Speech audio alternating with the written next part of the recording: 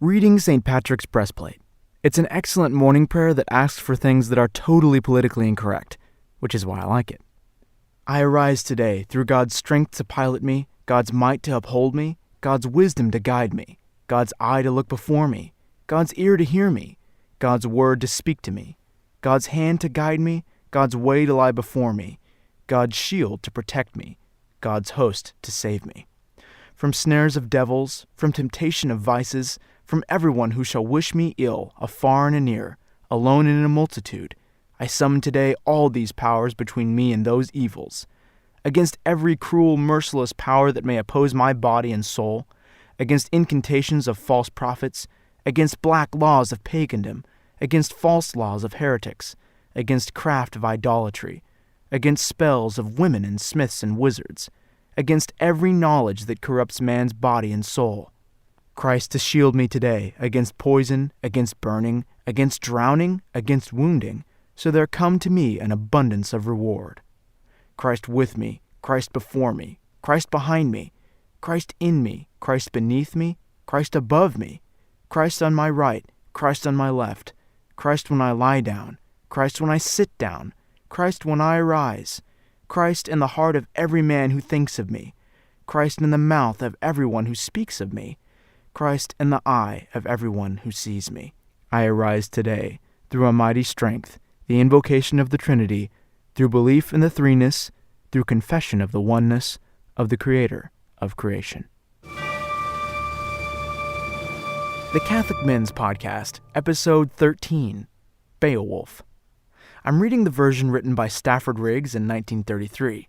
It's not in prose, which is much easier to listen to, and I even shortened it a bit because we don't have all day. Beowulf is an ancient Viking poem. This is way back. We're talking 500 or 600 AD. Many people think that it was preserved by the monks due to parts that have Christian elements. In any case, I think they had a good reason for Catholicizing this ancient pagan legend because it has some amazing elements of heroism in it. Beowulf was the archetype warrior for the Viking, just as Roland was the archetype knight for the Middle Ages, and that's why I think that Catholic gentlemen today who need to be warriors in the faith should know this story. This is Beowulf by Stafford Riggs.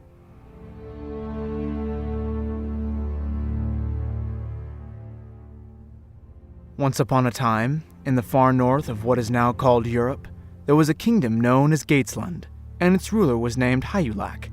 It was a harsh country, with high mountains and narrow valleys, and it had a long seacoast with many harbors and inlets, and the men who lived there were famous for their bravery on both sea and land. In battle these lords were fierce and terrible, and their war cries froze the blood of their enemies, but in their own halls in times of peace they often dropped their warlike mien, and sang and laughed and fondled their dogs, and played jokes upon one another like children. When they gathered in the great drinking hall of the king, the minstrels would come among them after they had eaten, and with horns of ale passing from hand to hand, these lords of Gatesland would listen to songs of other lands, and to news of the world which lay beyond their own frontiers. Sometimes Hyaud the queen, who was wise and fair, would call upon one or another of the assembled company, and beg him to recount some particular deed of valor which he had performed in the past. And the younger men listened, their blue eyes wide with eagerness, to the tales of bravery and battle, and struck one another upon the knee, vowing themselves to great deeds when they became older, or boasting of their youthful exploits and feats of strength. Among the number of youths who were enthralled to Hyulac was Beowulf, his nephew. Like so many great heroes of old, Beowulf was the son of his king's sister. As a small boy, Beowulf had shown such strength of body that Hyulac had early named him one of his thanes. So his mother and father gave him up, and young Beowulf went to live with his uncle to learn the arts of war and the handling of ships. For several years he led a lonely life, for so great was the strength of his limbs that even among those men of vast vigor he was a youth to be marveled at. As the years slipped by and he grew to manhood, he became more and more sullen in his strength, and his companions dubbed him the Silent. His movements were clumsy, he tripped over his sword, he broke whatever he touched. The other youths laughed at him for his awkwardness, but in secret they envied the immense spread of his shoulders and the terrible swiftness of his stride when he hunted in the forests. When Beowulf had at last reached the full tide of his manhood, and been admitted to the circle of Hygelac's personal retainers, a feast was held one night in the king's drinking hall. At the feet of the royal couple sat Beowulf, at a table especially prepared for the king's earls. These were the most favored and beloved of all the warriors of Gatesland, but many were the murmurs of jealousy and discontent among the lords when they beheld young Beowulf in such a place of honor, and they shook their grey heads disapprovingly, and the younger men sighed and scowled with jealousy. Only one spoke up in defense of Beowulf, an ancient warrior with white flowing locks and a gentle, sweet voice. "Look you, you foolish ones," he said. "It is written in the stars that this Beowulf, whom you call sluggard, will one day be famous in song and story for his deeds of surpassing bravery and strength." But when the others questioned him further, the old man smiled a wise smile and would say no more. And as he was considered something of a sage and a magician, they exchanged wondering glances among themselves and kept their tongues quiet. "My brothers," spoke the king, "there is among us this night one who has come a long way over the sea and the land. He brings, he says, a wondrous song for you to hear. Sing to us, wanderer, that we may have your news and your entertainment." Then the wanderer, for so he was called, sat down upon a wooden stool, threw back the cloak from about his arms, and with long, thin fingers struck the resounding strings of his harp. He sang in a sharp voice that was like the crying of the birds on the grey sea, but there was a sweetness in it at the same time which held his hearers, and the lords of Gatesland leaned forward on their benches in eagerness to catch every word. He sang of the vast and frozen north, where winter lay upon the land for many, many months, and men fought in the gloomy light of the night-burning sun.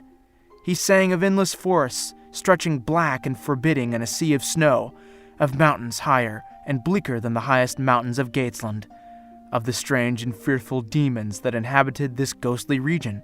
He told a sad story of desolation and despair in Hrothgar's land, because of a beast which had struck mortal fear into the hearts of the lords of Daneland. For on one cruel night, 12 years before, there had come to Heorot, which was the great drinking hall of Hrothgar, a monster, part animal, part man, part bird. The lords of Daneland were sleeping soundly in Heorot, and the monster who was called Grendel had forced open the solid doors of the king's hall and carried away in their sleep 30 of the greatest earls of the Danes.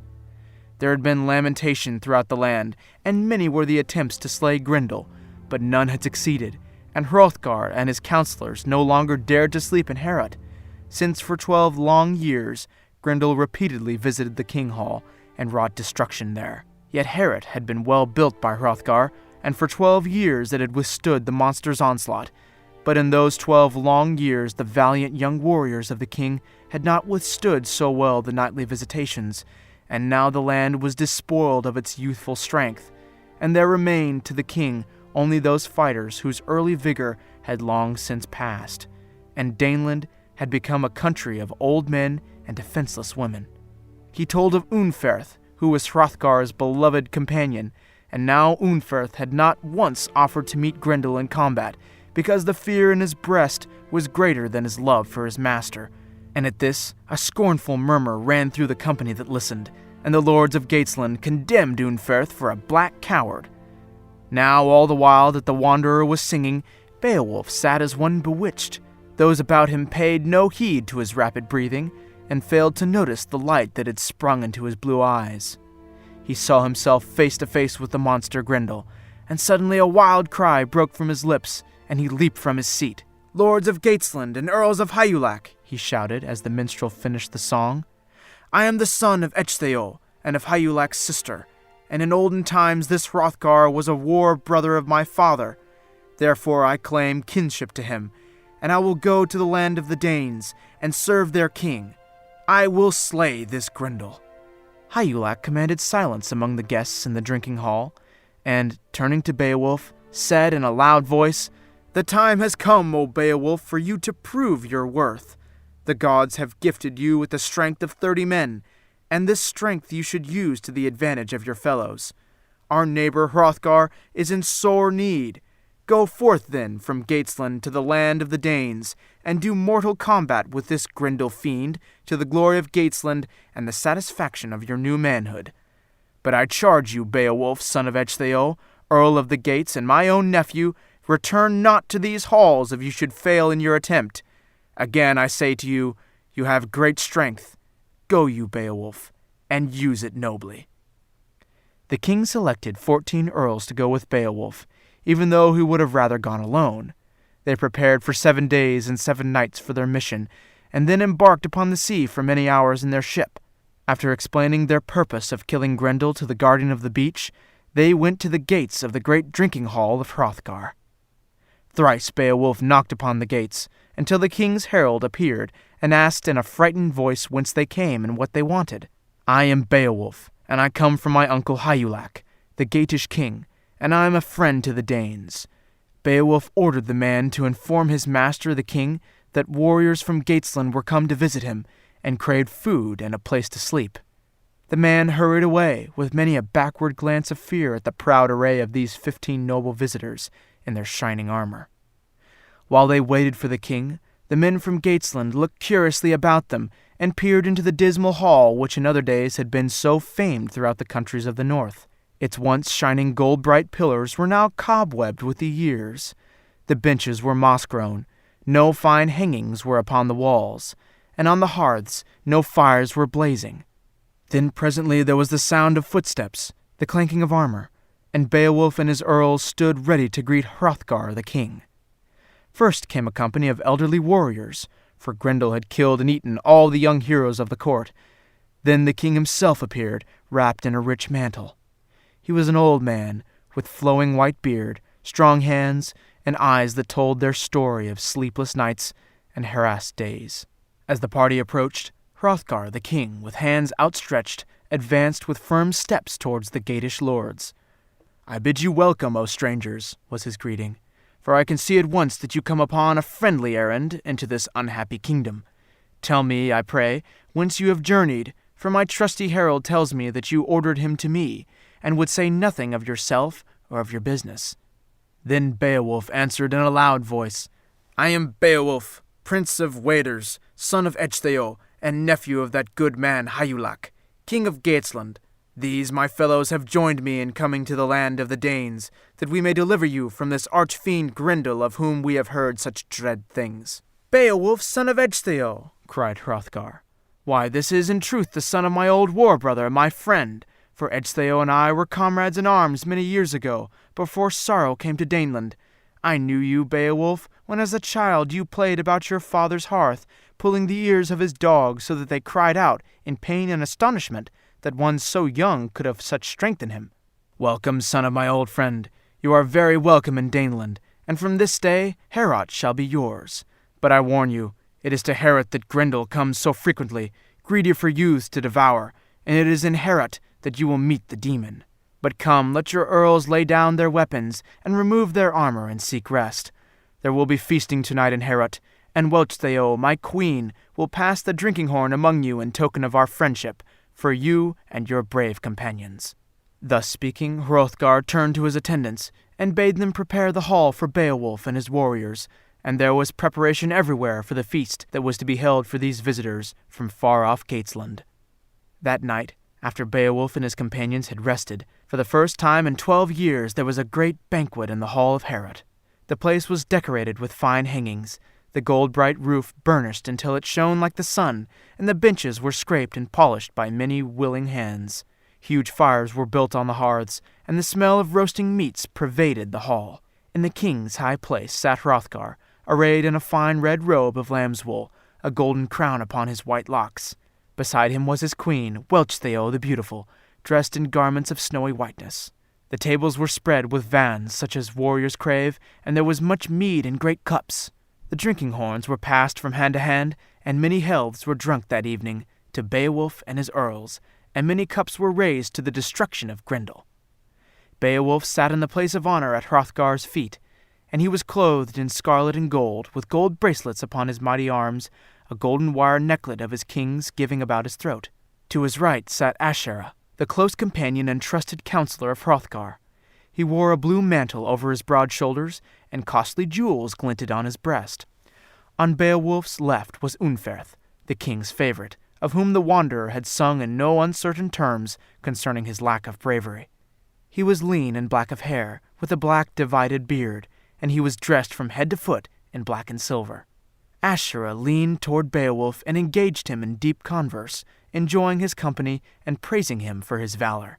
But Unferth, the black son of Eglaf, sat moody in his place, scarcely touching the meats before him, and drinking only lightly of the mead as it was passed to him. A gloom hung over the vast hall, and only the noble lords of Gatesland were gay in that sad company. They talked a great deal, and praised everything about them, especially the hall of Heorot, with its gold-bright roof, a hall larger and more magnificent than anything they had ever seen before. Then they fell to boasting of their leader Beowulf, and spoke pridefully of his strength and virtue. In this they were upheld by Asherah, who had heard of Beowulf's feats of strength.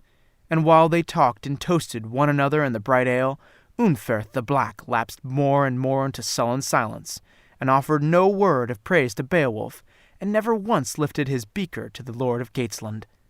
Beowulf noticed this presently, and turning to Unferth said, "You are very silent, O valiant son of Eglaf. Come, let us hear your deeds of valor, that we may in turn praise you. Speak, friend Unferth, that I may drink from your cup with you." Then Unferth, the son of Eglaf, rose in his place, and his look was blacker than the night which hung over the land of the Danes. The torches flaming against the walls flickered on his cheeks, which were paler than the cheeks of a dead woman. "Beowulf!" he cried, and there was scornful anger in his tones. "Beowulf! Look you, my noble earls of Daneland, at this stripling who comes so proudly among us, saying that he will deliver us from Grendel's toils and spells. Who is this boy, beardless and white of skin, that he should come over the sea fields in a boat with his 14 thanes? Where are his vaunted courage and strength, I ask? For let me tell you, once upon a time this young Beowulf swam a race with one Breca, another young lord of the gates, called the Bronding, and the story of that race is a shameful thing for honest men to hear. For in this race with Breca the Bronding, Beowulf failed almost before he had started, and the Bronding beat him sorely, so that my lord Beowulf was the laughing-stock of his uncle's court, and ever since he was a boy he has been known for his sluggard nature and his avoidance of battle and his sloth in hunting. And I say to you, my brothers, put no trust in this pale upstart. What the Danes have been unable to accomplish, this stripling from Gatesland cannot hope to achieve. Let him, I say, go back to his own country and swim honest races with his fellows, and not remain here to mock those in sorrow." And Unferth folded his hairy arms over his silver breastplate and glared at Beowulf in rage and hatred, for it must be remembered that this same Unferth, the son of Eglaf, had never undertaken to fight for Hrothgar the king against the fiend Grendel, and he was wroth with all those who had done so in his stead. Many words of advice had he offered, to be sure, concerning this attack, but never once the strength of his black arms. Now Beowulf rose in anger also, and faced the dark, brooding Unferth. But he had his anger and his tongue in better control than his adversary, because he knew the words spoken against him to be false, and he replied softly, but in a clear voice, to the accusations against him. "It is true," he began, "that I was called sluggard when I was a boy, but I have killed my dragons with the best of my companions, and no one has ever called me coward. What have you done, O black Unferth, against the archdemon Grendel?" Unferth made no answer, and sulked shamefully to his seat, his face averted from the gleaming Beowulf, who stood so tall above him. "And as for Breca," Beowulf went on, "that man and I swam a great race, and all know that during it I battled against vast odds, and came out victor. We plunged into the sea, the Bronding and I, and we were in full battle array, and carried swords in our hands to ward off the dangers of the deep. And for 5 days and 5 nights we fought the sea demons and the winds and the waves, until finally I was cast ashore in some place far from home, and I was forced to make my way back on foot, and alone. All Gatesland can swear to my valor, O son of Eglaf, and no one until tonight has ever dared call me coward. I charge you, Unferth, to take back those foul words. It is not honorable that I should come to Daneland with my lords, in all friendliness, offering to render service to your country and to your king, and be called a coward." From both Danes and Gates a murmur of approval went up for these noble words, and Hrothgar the king stood up in his place and spoke for the discomfited Unferth. "All have heard," he said, "the temperate words of Beowulf, and they are the words of a hero. Beowulf will, I know, forgive us if one among us has spoken unwisely, For in our hearts there has been sorrow for these 12 long years, and sorrow long continued oft wears down the spirit, and makes the tongue bitter with reproaches that we do not truly feel. Come now, my queen, he said to Wochdeo, pass the great cup among the lords of Gatesland, and give Beowulf first to drink.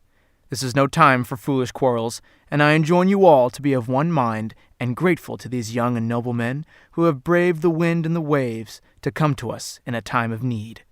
After this exchange, the banqueting was resumed with a good will, and many were the speeches made by the Danes praising the land of the Gates, and the earls of Hygelac were loud in their praises of the noble and venerable Hrothgar and his lady Wochdeo the beautiful.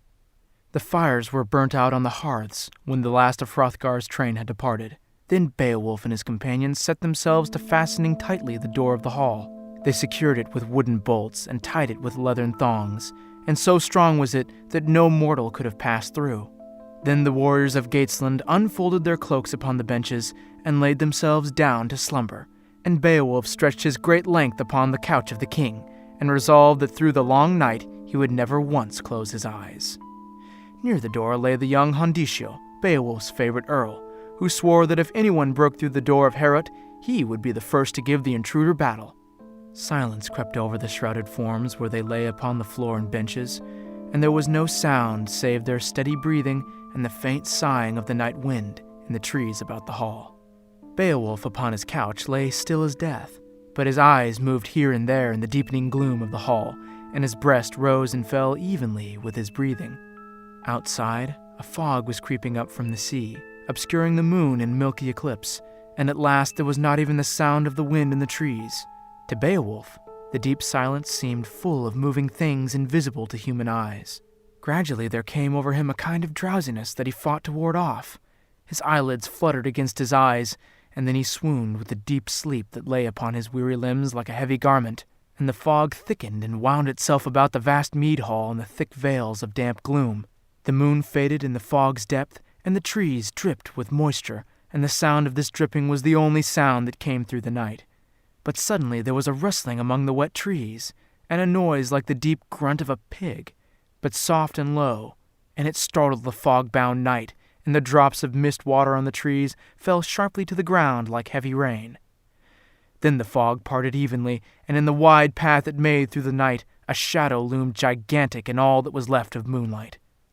Slowly, slowly it neared the great hall of Heorot, and the night shuddered at its coming, and behind it, as it moved, the fog closed again with a sucking sound, and the shadow stood before the great door of the hall and swayed hideously in the ghastly light. Within Heorot there was a deep stillness, and Beowulf and the Geatish earls slept soundly, with no knowledge of what stood so evilly beyond the door.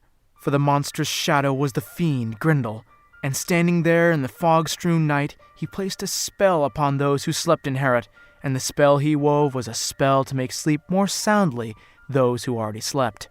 But Beowulf hung between sleeping and waking, and while the spell did not completely deaden his senses, it so ensnared his waking dream that he fought desperately against it in his half-sleep, and was not quite overpowered.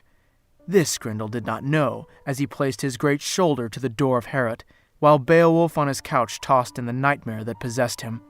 Little by little, the thongs that secured the door gave way, and the huge wooden bolts yielded under the pressure that was strained against them, but no sound broke upon the silent struggle that went on between Grendel and the door. Beowulf tossed and turned in waking, but the other earls of Gatesland fell deeper and deeper into the swooning sleep. Then, with a rush, the door flew wide, and the fog and salt-smelling night swept in and filled Heorot with strange odors. And in the doorway, swaying this way and that, stood Grendel, huge and dark against the dark night, the fog waving about him in white veils, and the door of the hall limp upon its hinges. And Beowulf came out of his dream spell, and saw what stood so vast and evil in the doorway, but his eyes were heavy with the spell that clung to him as the wisps of fog clung about the body of Grendel, and only slowly was he able to distinguish the monster. Through his nightmare now there came the sense of what had befallen him, and he strove to cast the last remnant of the magic from him as he saw the great form of Grendel swoop down upon the innocent form of young Hondiscio, catch him up in enormous hands, and tear him limb from sleeping limb. And Beowulf struggled, and on the earthen floor of Heorot Grendel swayed with his prey. And now at last Beowulf saw what manner of thing this Grendel was. His legs were like the trunks of trees, and they were covered with a kind of grey, dry scale that made a noise like paper as the fiend moved this way and that.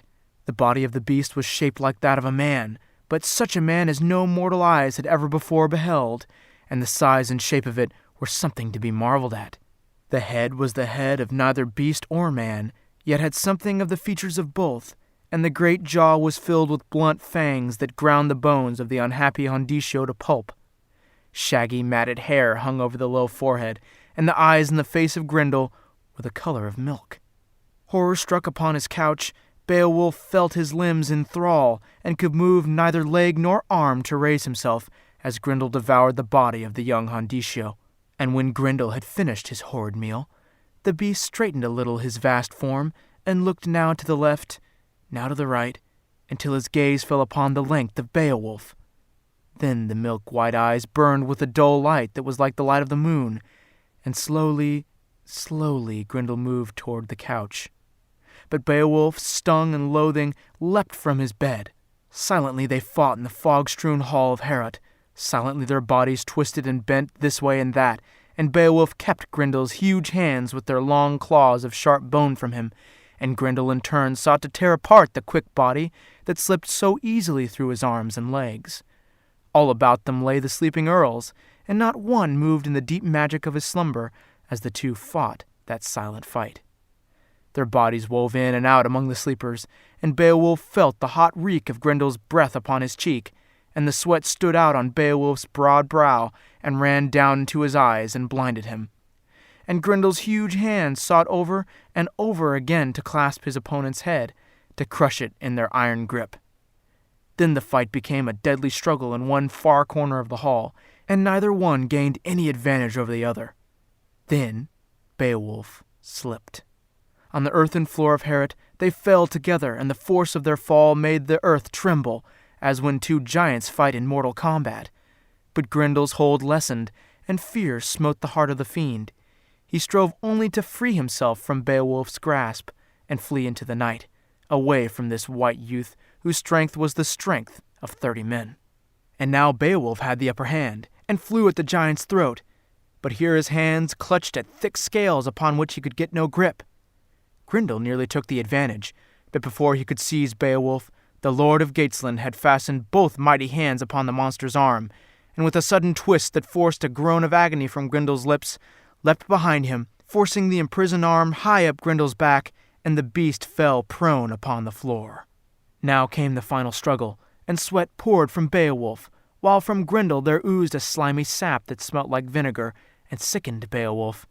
But he clung to the monster's arm, and slowly he felt its great muscles and sinews give way, and as his foot found Grendel's neck, he prayed to all the gods for help, and called upon his father Ecgtheow for strength to sustain him in this desperate effort. And the mighty arm of Grendel gave way in the terrible hands of Beowulf, and with a piercing shriek that shook the gilded rafters of Heorot, Grendel stumbled forward, leaving in Beowulf's hands the gory arm. At that very moment, the spell that lay upon the sleeping warriors of Gatesland was broken, and the 13 remaining earls struggled, as Beowulf had lately struggled, with the nightmare that was in their eyes, and swam out of sleep into walking. Beowulf fell back upon the couch, the bleeding arm of Grendel in his hands, and Grendel, with a prolonged and ghastly wail, his blunt fangs gnashing together in dumb fury, stumbled toward the door, and before Beowulf could recover, the fiend was away into the fog, which swallowed him as surely and completely as though he had plunged into the everlasting sea. When dawn crept clear and untroubled across the woodland and touched the gold-bright hall of Heorot, there came from all quarters the subjects and servants of Hrothgar the king. At the wide doorway they rushed, and then, in amaze and wonder, they stopped, for within the hall there was a sight which for a moment made them afraid to enter, and those in front were held spellbound by what they saw, and those behind pushed eagerly forward in order to see. For high toward the roof-tree of Heorot the brawny men of Gatesland were hoisting the mangled arm and torn shoulder of Grendel, and the people marveled at the sight of this arm, the largest and most terrible arm in all the world, the torn sinews hanging dead, the red ooze of the beast's blood clotted and caked on the cruel curved fingers with their hooked talons of bone. Upon the couch of the king stood Beowulf, wrapped close in his scarlet mantle, his yellow hair about his head like a golden cloud, and his sea-blue eyes flashing with the pride of a conqueror. Then the crowding people flocked into the hall, and a shout went up from 100 throats as the arms swung high from the roof. And the king and queen entered Heorot speedily, and hastened to Beowulf. They grasped his 2 hands in theirs, and Hrothgar spoke in a loud voice praising him. "Beowulf, son of Ecgtheow, hail! This is truly an end to Grendel. Thrice blessed are you, my son, and upon you may all the rewards of the gods be showered. You have delivered Daneland from a curse that has been the undoing of our people and of our power during 12 long years. Again and yet again, hail to you, Beowulf, great hero of Geatland." But the day following, there suddenly arrived before Hrothgar a messenger, his face all twisted with fear, and his legs so shaking beneath him that they could scarce support his frame, and so distraught was this wild-eyed man that Hrothgar and Wälctheow and Beowulf and all those who were then in Heorot clustered about him. "Speak," cried the queen, whose face was pale. "What new horror have you come to relate? For you have fear written black in your eyes. Speak." Turning to Hrothgar, the messenger fell upon his knees and lifted a stricken face to his master. "My lord, I bring terrible news to you. I have just come from the great hall, where I have beheld a most grievous sight. My lord Asherah, the good and wise, lies dead upon the threshold of Heorot, most foully murdered by some new fiend, his head severed from his body, his limbs crushed to naught. Haste you, my lord, for this is the greatest of all disasters." Forthwith Hrothgar and his queen hastened to Heorot, and there too came Beowulf and his earls, not knowing of the new misfortune, and once again they found the vast hall a scene of death and destruction. Grendel's arm was missing from the roof tree, and the body of Asherah lay mangled before their horrified gaze. Then Hrothgar turned away, and folding his mantle about his head, wept silently, for Asherah was the most cherished of all his earls, the wisest of his counselors, the dearest of friends. Wälctheow turned to the wide-eyed Beowulf. "This," cried she, "is the work of dead Grendel's monster mother avenging her monster son. O Beowulf, your work is not yet done. We had forgot this other curse and our too soon happiness. Will you seek out this fiend and slay her as you have slain her dreadful offspring? Already you have rid us of Grendel, and now we look to you to save us from his mother's vengeance.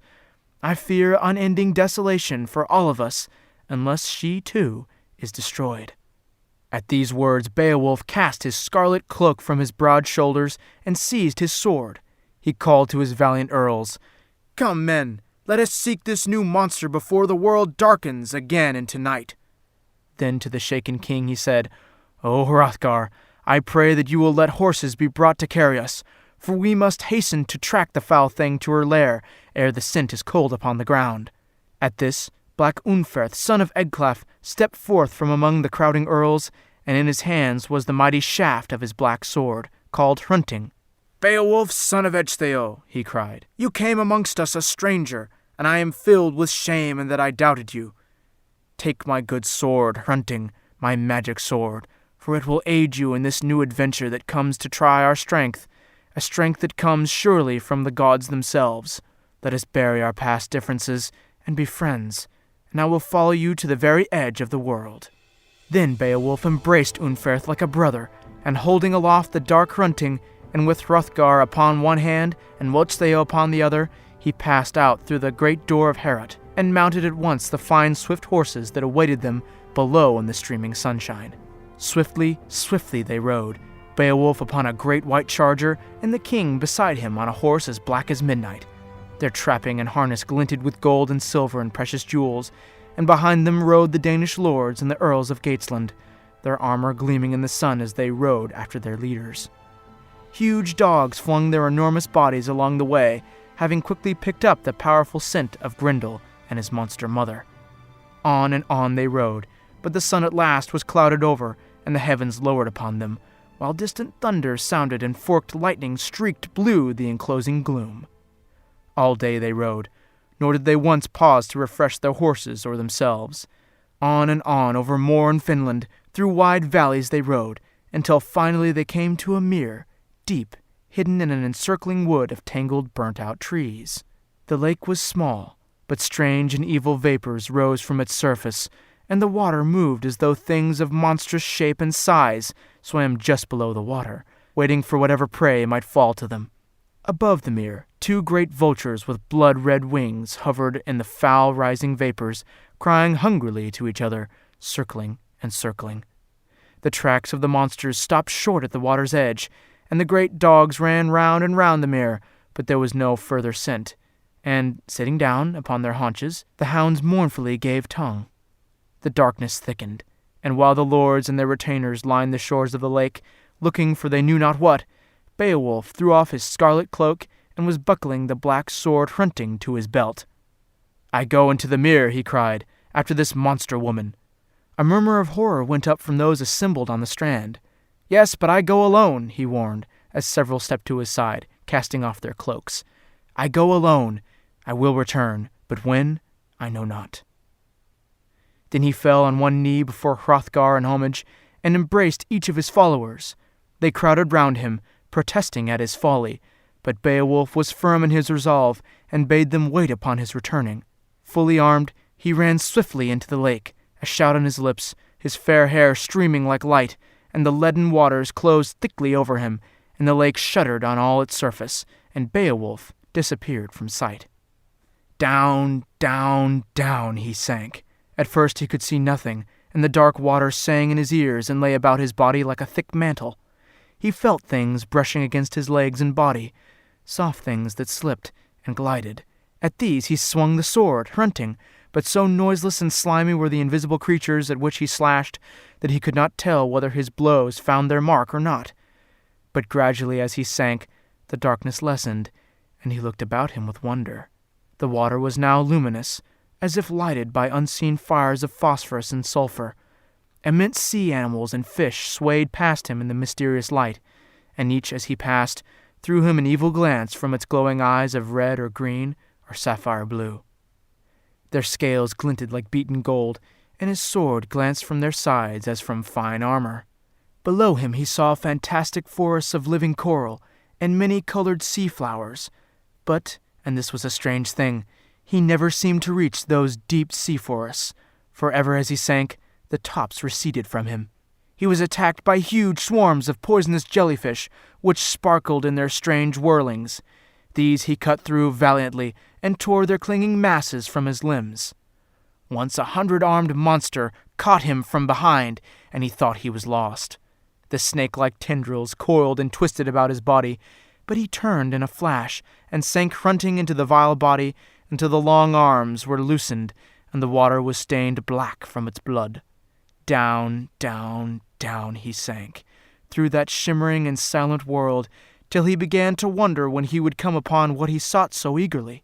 Again he looked below, and this time he saw in the far depths a ruddy glow, as from, this time, a real fire of coals. He found himself sinking more rapidly now, and the water lay more lightly about him.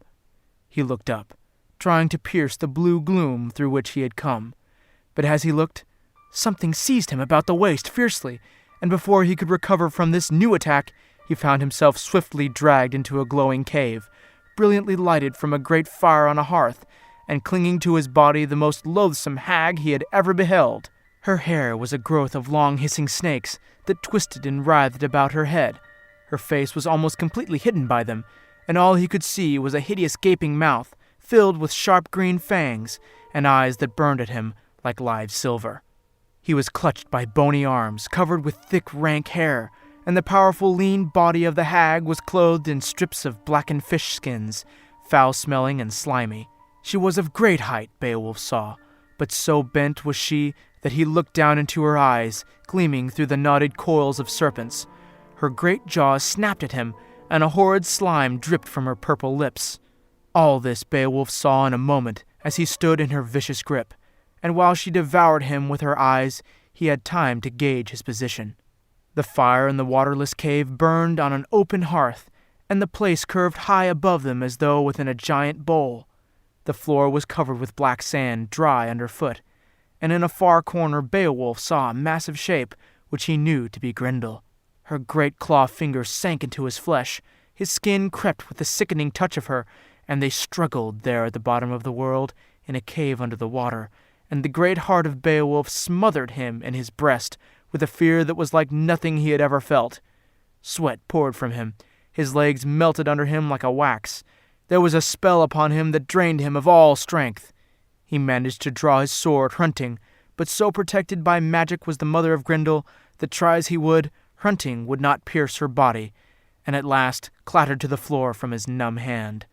The fiend twisted this way and that, and with each twist the horrible hands reached nearer and nearer to his throat, and he grew weaker and weaker, and shorter and faster came his stifled breath. He managed to lock his leg round one of the monsters, and then with all his fast-fleeing strength he seized the hag and threw her. But in falling she fell upon him, and now the loathsome, grinning jaws were close above his face, and the sharp claws found his throat. But for a moment, the smallest moment in the world, she relaxed her hold, so sure was she of her prey, and in that little moment the magic was lifted, and Beowulf with a great cry hurled her from him. Once more on his feet, he staggered to the wall of the cave, and found suddenly in his grasp the hilt of an old sword which was driven deep into the wall. But the fiend was on him again, now with a strangled cry of terror. Beowulf clutched the old sword with both hands, and with a great heave drew it from the wall, and so great was the force of the blow he struck Grendel's mother that he cut clean through her body. Quickly Beowulf cut off Grendel's head where he lay in the corner of the cave, and then threw the two bodies to the flames. Holding in one strong hand the head of Grendel, and in the other the magic sword he had found, Beowulf ran to the entrance of the cave and surged up through the black night of the water. But on his way up, he noticed that he was no longer attacked by the water beasts and fish, while in his hand the blade of the magic sword, dissolved by the poison blood of Grendel's mother, melted away, until only the carven hilt remained in his grasp. Up, up, up through the dark waters he floated, and all about him was the blood of his victims. On the shore of the lake into which Beowulf had plunged, Hrothgar and his retainers had stayed for some time, but at last giving up all hopes of ever beholding the hero again, they returned to their homes. Only the 13 Geatish earls remained, waiting for their lord. Some of these, it is true, wished to go back, saying that their leader had drowned in the lake, or that some demon had destroyed him, but these sad doubts were not held by all, and they finally agreed to remain for the longest possible time, in accordance with their lord's request. Then suddenly one of their number, who had been watching the surface of the lake more hopefully than the others, cried out, "See, my comrades, the water is stained with blood. What can it be? Is this the blood of Beowulf, or of some monster with whom he has fought?" And as all the earls gathered at the lakeside, a great heaving of the reddened water now took place, and under the astonished gaze of those who watched, the waters parted, and Beowulf rose to the surface with a tremendous shout of joy. When he reached the shore, they clustered about him, eager to hear what had happened, but he would tell them nothing, save that he had slain the monster mother, and he showed them the hilt of the magic sword and the gory head of Grendel. They mounted their horses, and singing the songs of conquerors, they rode toward the hall of Heorot. There was great rejoicing when at last they arrived at the great hall, and a banquet was prepared, such a banquet as had never before been seen in all the land of the Danes, or throughout the north. And here ends our reading of Beowulf. There's a third part to the story. Beowulf fights a dragon, and that's how he dies. But I think we've probably had enough of dragons on this podcast. Thanks so much for listening, and if you really like the podcast, go over to iTunes and leave us a review. It would really help. Godspeed.